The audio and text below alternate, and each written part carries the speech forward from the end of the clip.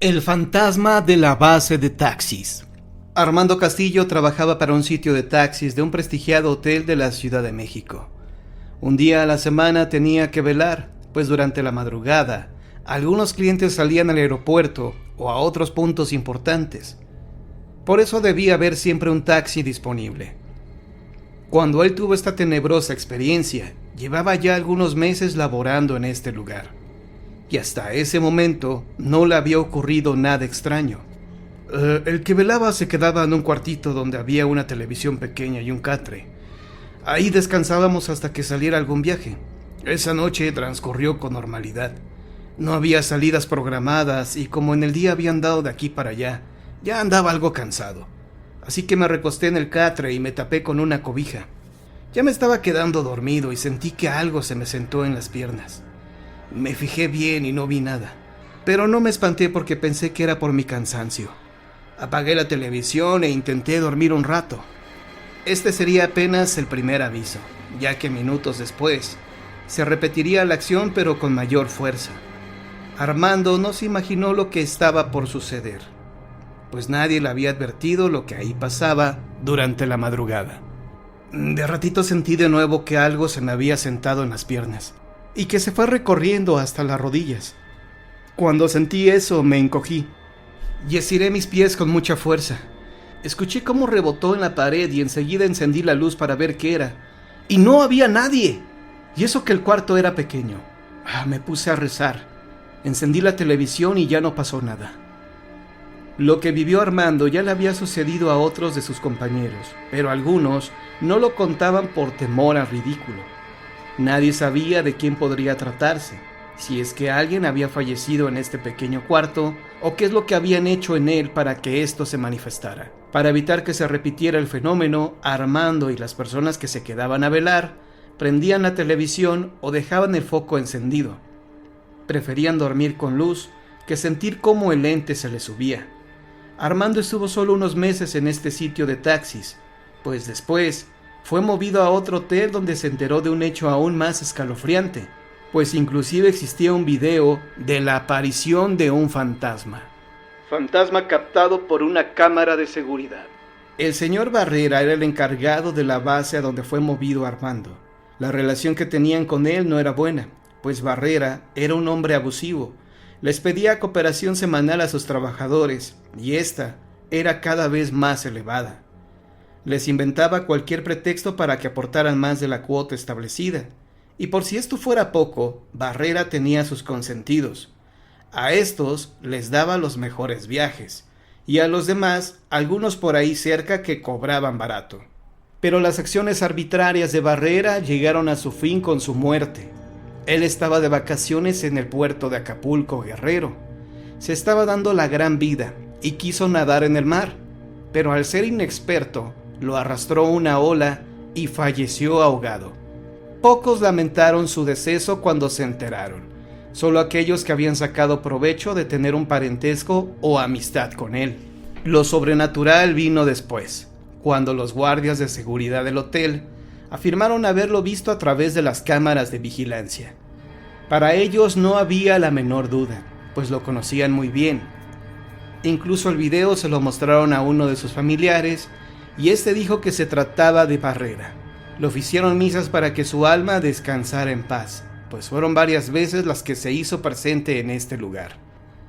En el primer caso, donde Armando fue el protagonista, puedo comentar que la mayoría de las bases de taxis improvisan un pequeño cuarto en la calle.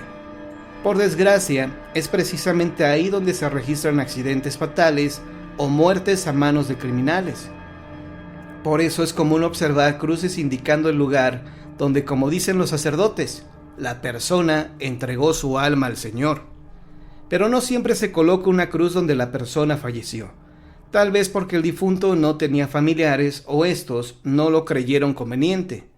Con el paso del tiempo, la triste noticia de que en ese lugar fue levantado un cuerpo es solo conocida por aquellos que llevan toda su vida habitando esa colonia. Cuando se construye cerca de ahí o encima de este lugar, por increíble que esto parezca, la persona que ahí falleció puede manifestarse de forma agresiva, pues considera que se le está faltando a su memoria.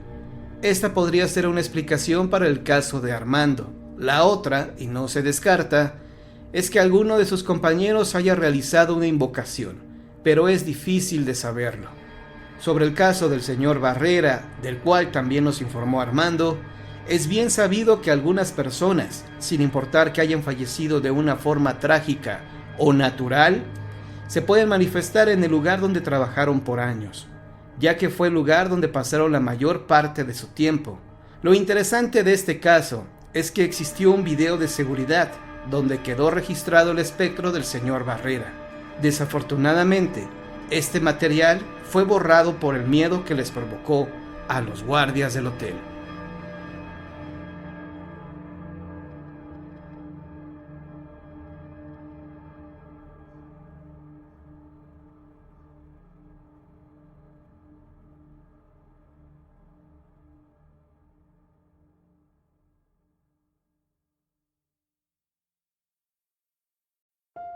El hombre que regresó como un perro, leyenda de Oaxaca. Una noche de diciembre, cuando un campesino volvía de su trabajo, escuchó unos gritos aterradores y creyó ver un perro de color gris oscuro.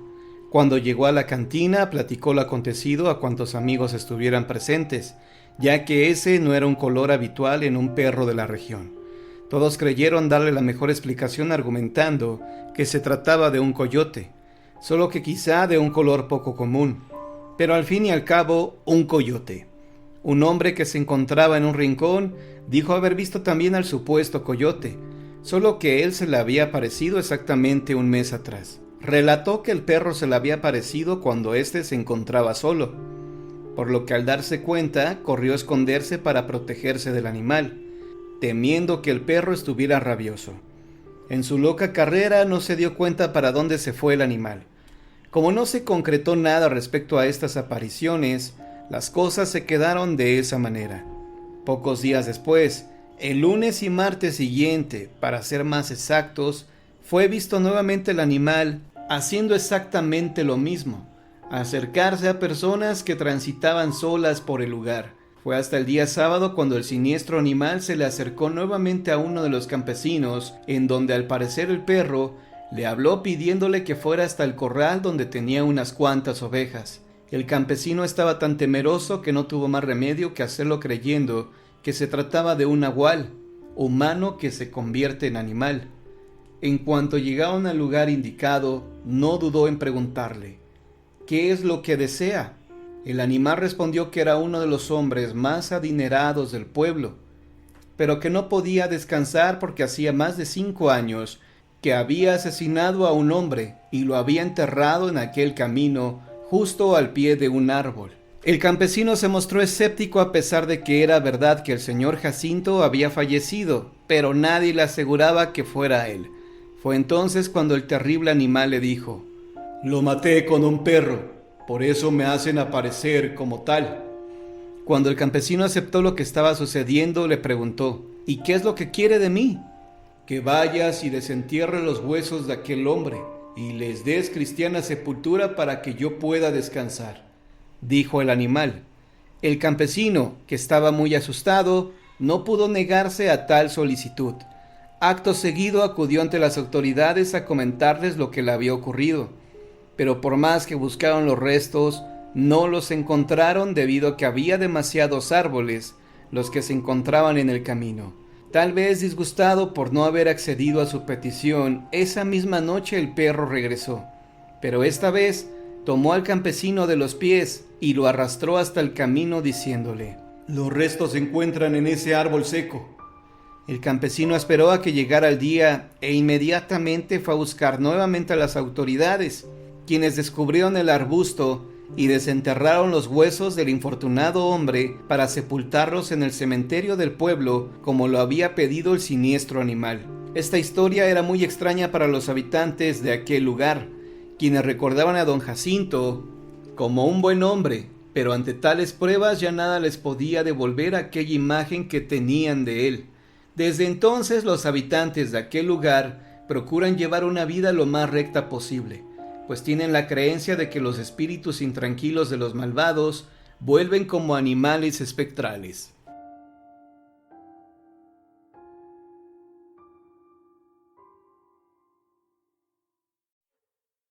El Palacio y sus fantasmas. Leyenda de Hidalgo. En Hidalgo hay varias construcciones de haciendas que son considerados palacios por ser tan grandes y hermosas. Todas ellas tienen una característica principal, una construcción extensa y maravillosos jardines, dos razones más que suficientes para visitarlas. Una tarde, cuando las señoras Mónica y Esther, personas de edad avanzada, visitaron una de estas construcciones que la habían convertido en museo, tuvieron una experiencia inolvidable. Mientras caminaban por los jardines, les sorprendió ver la extraña indumentaria del personal que laboraba ahí, el cual daba la impresión de estar viviendo épocas pasadas para estar a tono con la construcción. Por ejemplo, ahí estaba un hombre vestido de capa y con algo parecido a un sombrero de ala ancha. El hombre se presentó ante ellas y súbitamente les habló. La señora Esther pudo ver a una mujer ataviada con un traje antiguo que, sentada, realizaba algunos bocetos. Las dos turistas percibieron también una opresión peculiar que atribuyeron al calor de la zona. Ambas mujeres quedaron impresionadas por la atmósfera teatral de su visita, y después de investigar la historia del palacio llegaron a la siguiente conclusión, que después de haber visto nuevamente el lugar, se dieron cuenta de que muchas de las puertas por donde veían que las personas salían estaban cerradas y estaba prohibido su uso. Las mujeres se sintieron algo afortunadas de haber visto y vivido la vida de un palacio en su época de esplendor, lo cual, por supuesto, era imposible. Pero pensaron que tal vez por su edad tuvieron esa suerte o quizá porque ya estaban más encaminadas al más allá. Incluso cuando comenzaron a observar con detenimiento, algunas de las construcciones estaban modificadas a como las habían visto anteriormente, lo que afirmaba su teoría. Luego le surgió una duda. ¿Quién era la mujer que estaba dibujando? ¿Había sido alguien famoso? Las dos mujeres quedaron convencidas de que de alguna manera habían retrocedido en el tiempo hasta los días de la independencia, o antes quizá por no recordar muy bien la historia. Sin embargo, esta historia tardó mucho para que pasara a ser leyenda porque habían datos que ponían de duda la veracidad de los hechos. Todos pensaban más bien que aquellas mujeres habían visto estas imágenes en cuadros o calendarios y que de ahí habían recreado el supuesto lugar. Pero cuando todos se convencieron de la forma tan real en que la contaban estas dos mujeres, hacían suponer que en verdad lo habían vivido. Su relato contenía detalles muy precisos respecto a la disposición de los jardines, los que no existen en la actualidad. Contenía además de que precisaron la forma de vestir de la gente y los rasgos arquitectónicos del palacio, resultando improbable que hubieran tenido acceso a documentos que solo le pertenecen al Estado, o a algunos archivos que les revelaran todos los datos. Además, la experiencia de aquellas mujeres no era la única, ni mucho menos. Unos meses después, los vecinos que adquirieron la casa contigua al palacio, cuya propiedad dominaba los jardines, vieron al menos en 2 ocasiones a alguien que se parecía a la dama que dibujaba, o sea, a la mujer que las ancianas habían descrito. Esto no tuvo tanta relevancia por el hecho de que se creía que estas personas estaban más bien sugestionadas con lo ya sabido, y por ello habían visto a esa mujer. Pero 5 años consecutivos las personas aseguraban ver a personajes ataviados con trajes anticuados en el palacio. Esas historias parecieron descartar las explicaciones racionales que se les habían dado a la historia de las dos mujeres de edad avanzada. Por ello, y desde entonces, existe en Hidalgo la leyenda del palacio y sus fantasmas.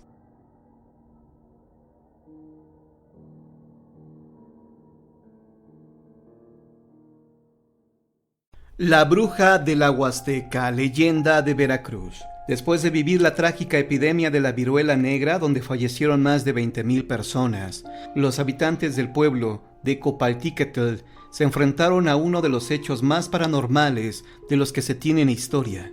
Todo sucedió a principios del siglo pasado, allá por los años 1900-1910. Poco antes de la Revolución Mexicana, el pueblo de Copaltiquetl, cabe decir, es conocido como el lugar de brujos o curanderos, y pues sucedió que en aquel tiempo vivió ahí una señora llamada Marcelina Luis Morales, muy conocida porque, según cuentan, se transformaba en animal. Esta mujer se valía de polvos y brebajes raros para dormir y dominar a su esposo, Macario Cruz Hermelindo. Marcelina poseía un aspecto deprimente, puesto que daba la impresión de que no dormía ni comía nada. Tenía grandes ojeras y su tez demasiado pálida. Sus largas uñas parecían garras de animal salvaje. Su cabello era muy escaso y delgado, hasta el grado de tener espacios vacíos como de calvicie. Justo a las 12 de la noche, en su alejado jacal, rodeado de árboles viejos con ramas grandes y sombrosas, empezaba un extraño ritual.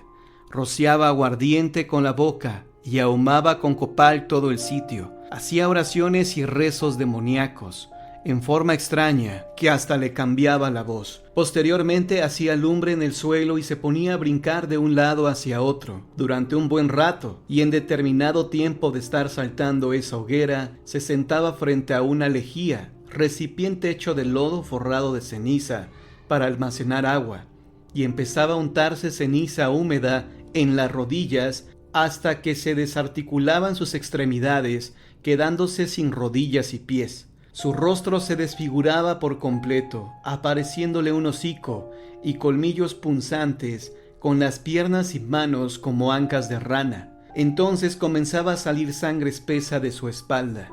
De inmediato le brotaban unas alas negras y gigantes que le cubrían todo su cuerpo.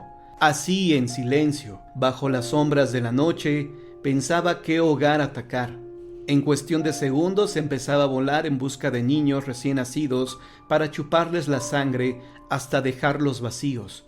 Su lengua era también enorme y larga, que le permitía atacar a los bebés desde muy lejos, dándose prisa para que no la sorprendiera el día, porque de lo contrario ya nunca podría volver a su estado natural. Una noche Macario, su esposo, llegó sin avisar, pues quería darle una sorpresa a su mujer. Se escondió tras las plantas de maíz para poder acercarse, brincó la cerca de otate y se asomó por la ventana. El fuego de la hoguera iluminó su asombrado rostro, que se quedó sin habla ante lo que estaba sucediendo. Vio cuando ésta saltaba la hoguera de lado a lado, y no le quedó la menor duda de lo que la gente andaba hablando de ella. Descubrió que su vieja era aquel temido y odiado ser del que tanto se comentaba en casi toda la sierra, y que tantos males había causado. Cuentan que era tan mala y vivía tan hambrienta, que incluso a sus propios hijos les había chupado la sangre hasta quitarles la vida. Cuando su marido la vio transformada, sintió que la odiaba con toda su alma. De pronto, Macario se quedó triste, sentado en la parte trasera del jacal, abrazando un morral empolvado que contenía ropa y un sombrero pequeño. Derramó unas lágrimas y se quedó con la mirada perdida, estática, como si hubiese fallecido. Ella, la mujer que tanto tiempo había sufrido la pérdida de sus 3 hijos, era la misma que los había matado. Entonces, horas después, escondido tras la puerta, espiaba. Veía cómo se estaba quitando Marcelina sus extremidades inferiores, y una vez que se aseguró que ya no había nadie en el jacal, rápidamente tomó las rodillas y corrió hacia la sierra, y en un lugar muy alejado las enterró y regresó para terminar su venganza. La bruja volvió a su casa después de su terrible viaje, pero el jacal estaba ardiendo en llamas. Todo estaba perdido. Ella estaba desesperada, intentando apagar el fuego para poder recuperar sus extremidades, pero nunca lo logró y quedó convertida en animal sin rodillas hasta que se enfermó de tristeza y falleció. Se cuenta que su alma vaga en pena por los montes y pueblos cercanos. Hasta dicen que revive en los cuerpos de otros brujos o brujas en el mes de marzo, que es cuando iniciaba el año del calendario indígena, para seguir haciendo sus terribles males.